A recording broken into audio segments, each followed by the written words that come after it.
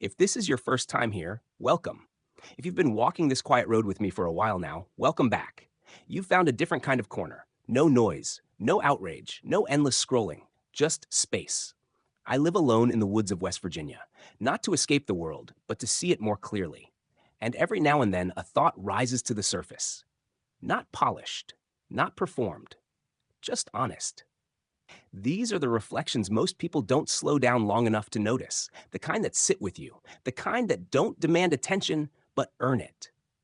If you value solitude, if you think better when the world goes quiet, if you've ever felt more yourself when you're alone, you're in the right place. Let's take a few minutes and think. The dance between rinse cycles. There's a mop wringer screwed to a tree at Dogwood Meadows. Most people would probably see that and think something has gone wrong. They would see inconvenience. They would see work. They would see something outdated, something replaced long ago by stainless steel machines that hum and shake and promise to make life easier. But I see quiet. Laundry here doesn't roar. It doesn't flash lights or demand attention. It doesn't rush me through cycles designed by someone else.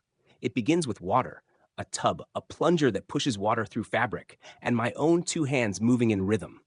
It is slower. I won't pretend otherwise. There's lifting, there's wringing, there's the pull of a handle like a slot machine that pays out nothing but dirty rinse water. And yet, somewhere along the way, something unexpected happened. Laundry became a dance floor. I opened my playlist, mostly music from the 50s, 60s, and 70s. Real drums, real bass lines, songs that carry movement in their bones. And somewhere between the first rinse and the final ring, I start to move. Not perfectly, not gracefully, just enough to feel alive. The woods don't judge.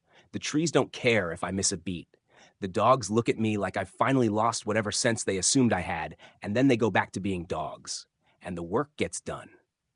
Modern life teaches us to escape chores as quickly as possible. Push a button, walk away. Let the machine do the work while we scroll, watch, or wait for the noise to stop. But there's something we lose when everything becomes automatic. We lose the rhythm of effort. We lose the quiet moments where the body moves without hurry and the mind settles into something softer. When your hands are busy and your feet find a beat, thoughts come and go without pressure. Problems loosen their grip. Time stops feeling like an enemy. Manual work has a way of grounding you in the present moment. The sound of water sloshing, the creak of a handle, the snap of cloth as it's hung on a line. These become small anchors that pull you back into yourself. I used to think simplicity meant doing without. Now I'm starting to believe simplicity is more about doing with less noise, less rushing, less machinery between you and the act itself. There's something honest about feeling the weight of wet clothes, about knowing exactly how clean something is because you washed it yourself. It reconnects you to the process in a way machines never can. And when music enters the picture, the work changes completely. A bass line from 1972 turns ringing into choreography. A Motown groove makes plunging feel like rhythm instead of labor. Hanging clothes becomes a slow, deliberate movement, almost like placing notes in a song. You begin to realize that the task hasn't changed, only your relationship to it has. What looked like work becomes movement. What felt like effort becomes flow. Out here, nobody is watching. There's no audience, no expectations. Just a man, some music, and a routine that turns necessity into something close to joy. People talk about freedom as if it's something loud or dramatic. But sometimes freedom looks like dancing beside a rinse tub while the wind moves through the trees. Sometimes it looks like choosing quiet over convenience. Sometimes it looks like reclaiming small pieces of your day and turning them into something meaningful.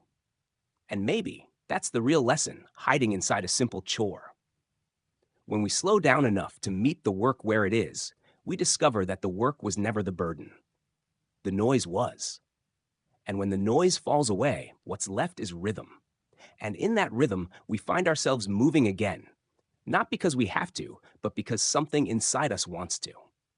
That's today's random thought from Dogwood Meadows. And that's today's thought. Nothing loud, nothing flashy, just something to carry with you as you move through your own quiet. If it stirred something in you, sit with it. If it challenged you, good. If it gave you a little more clarity, even better. If you value this kind of space, help keep it alive. Like the video. Share it with someone who thinks better in silence. And subscribe so you don't miss the next reflection.